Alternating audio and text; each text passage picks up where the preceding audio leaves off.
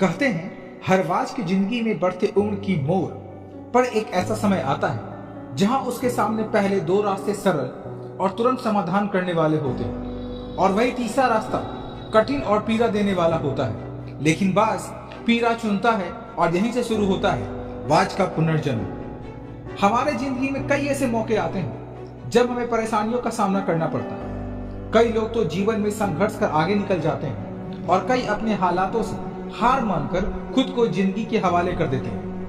ऐसे में हमारी जिंदगी और हमारा खुद का कोई वजूद नहीं रहता। दुनिया उसी को सलाम करती है जो अपने कलाम खुद लिखते हैं। सिर्फ इंसान ही नहीं, कुदरत में हर प्राणी के साथ ऐसा होता है। तो आइए जानते हैं बाज के जीवन से जुड़ी आश्चर्यजनक किंतु एक ऐसा सत्य जो हम सबको प्रेरणा देती है। बाज लगभग 70 साल जीता है, परंतु अपने जीवन के 40वें वर्ष में आते आते उसे एक महत्वपूर्ण निर्णय लेना पड़ता है।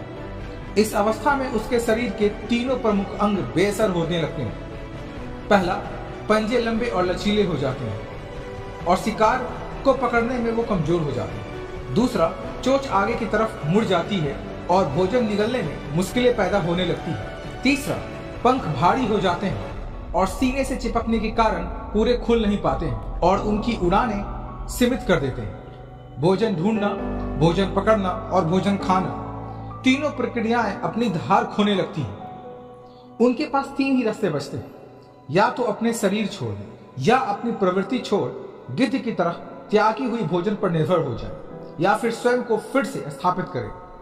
आकाश के साफ तौर से जाहिर बादशाह के रूप में जहां पहले 2 रास्ते सरल और तुरंत समाधान देने वाले हैं, वहीं तीसरा अत्यंत पीड़ादायक और लंबा। बाज पीड़ा चुनता है और स्वयं को फिर से स्थापित करता है।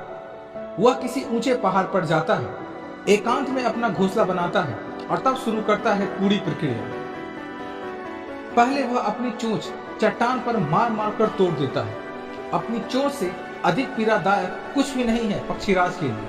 अब वह इंतजार करता है चोंच के फिर से उग आने की और उसके बाद वह अपने पंजों को उसी प्रकार तोड़ देता है और इंतजार करता है पंजों को फिर से उगाने की। नई चोंच और पंजे आने के बाद वह अपनी भारी पंखों को एक एक कर नोच कर निकालता है और प्रतीक्षा करता है पंखों के पुनः उगाने की। 150 दिन की पीड़ा और इंतजार, और तब उसे मिलती है वही भव्य और ऊंची उड़ान। इस पुनर्स्थापना के बाद वह ऊर्जा, सम्मान और गरिमा के साथ 30 साल और जीता है।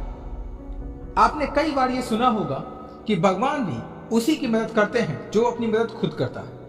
आज आपको इसकी मिसाल मिल गई होगी। जैसे बाज संघर्ष करता है 150 दिन तक और भगवान उसका संघर्ष बेकार नहीं जाने देते।